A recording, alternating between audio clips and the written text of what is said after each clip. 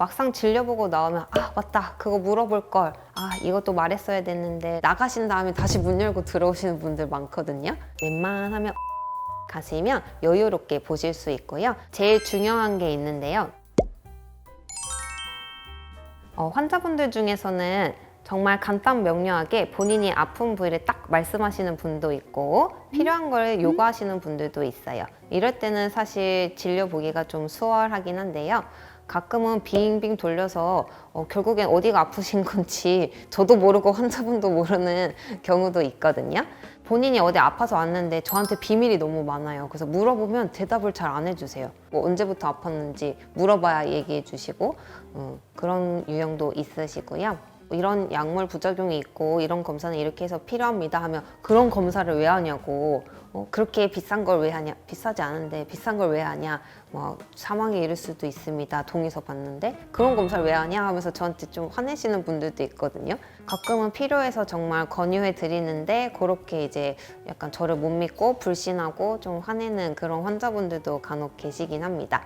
진료실에 오시면 제가 꼭 물어보는 게 있어요. 어디가 아파서 오셨는지. 그래서 진료실 문 열기 전에, 병원 가기 전에 미리 한번 본인 상태에 대해서 체크해 보시는 게 좋습니다. 가장 불편한 부분이 어딘지 먼저 생각해 보시고, 예를 들면 이제 감기가 걸렸다, 목이 아파요. 이 목이 속 안에 있는 목구멍인지 겉에 있는 목인지 일단 표현부터 좀 모호합니다. 근데 이제 목 통증이라고 인터넷 치니까 갑상선을 알아봐야 된다 해서 초음파 하고 싶다고 오시거든요. 그래서 메인으로 말씀하신 게 저 초음파 하고 싶어요 라고 말씀하시는데 사실 그게 아니죠. 메인은 목 통증이었잖아요. 그럼 이제 제가 여러 가지 여쭤보고 필요한 검사나 뭐 검진 이런 것들을 하게 되겠죠. 근데 이제 본인이 먼저 진단을 내려서 필요한 검사까지 생각하고 오시는 경우에는 조금 이제 실질적인 이제 진단과 괴리가 있을 수 있죠. 정확하게 내 증상이 뭔지를 먼저 말씀해 주시는 게 가장 좋고, 호전과 악화가 되는 요인들도 말씀해 주시면 진료에 많은 도움이 됩니다. 그리고 과거에도 내가 이런 일들, 이런 증상이 계속 반복됐었는지, 혹은 특별하게 뭐 어제 회식을 했다던가 술을 마셨다던가 어디 여행을 갔다 왔다던가 이런 이벤트들이 있었으면 고지를 해주시는 게 진료에 도움이 됩니다. 사람마다 지금 먹고 있는 약, 앓고 있는 병 이런 것들이 있죠? 그래서 내가 수술을 받았다던가 임신이나 혹은 수유 중이라던가 이런 것들은 미리 알려주셔야 되고, 특히 제일 중요한 건 약물 부작용이 있을 경우 꼭 얘기해 주셔야 됩니다. 특히 항생제 혹은 소염진통제에 알러지 있으신 분들이 꽤 많으신데 미리 말씀을 안 하시는 분들도 있으세요.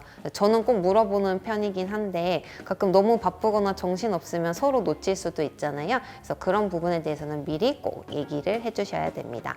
제가 배가 아파서 이 병원에서 이 약을 타 먹었는데 그래도 계속 배가 아파요. 혹은 속이 쓰려요 이러면서 오시는 분들이 계시거든요.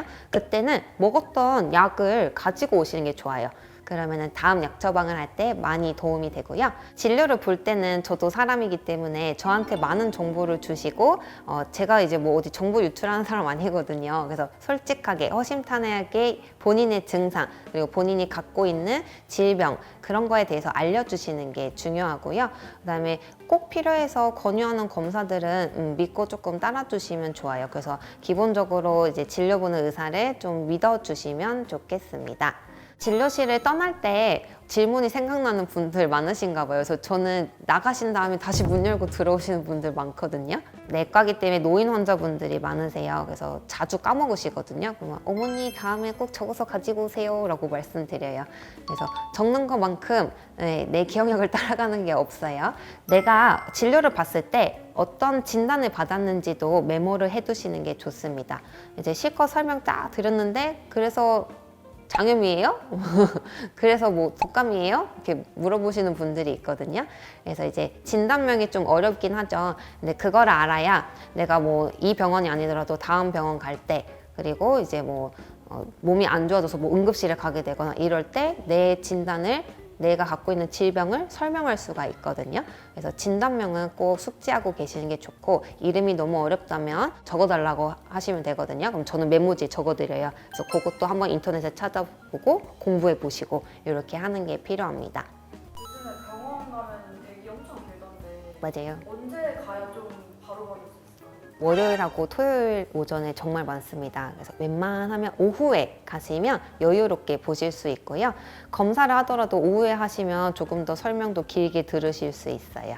어디가 아픈지 잘 모를 때 내과를 가도 되나요? 네, 내과는 토탈 케어를 하기 때문에 어딘가 불편하시다. 근데 무슨 과를 가야 될지 모르겠다 하실 때 오시면 되고요. 제일 중요한 게 있는데요. 저는 꼭 동네 주치의를 한 명 두는 걸 추천드립니다. 보통은 내과 의사 혹은 가정의학과 의사분들이 많이 하십니다. 왜냐하면 이제 여러 과를 다채롭게 보기 때문인데요. 저희가 해결해 드릴 수 있는 부분들은 이제 약 처방을 해서 해결해 드리고 필요한 추가 검사를 하거나 아니면 상급병원에 가야 될 필요성이 있거나 다른 과의 전문 진료가 필요할 경우 이럴 경우에 의뢰서를 써드리거든요. 그래서 주치의를 내과의사로 두시면은 여러분들은 아주 잘 관리를 하실 수 있습니다.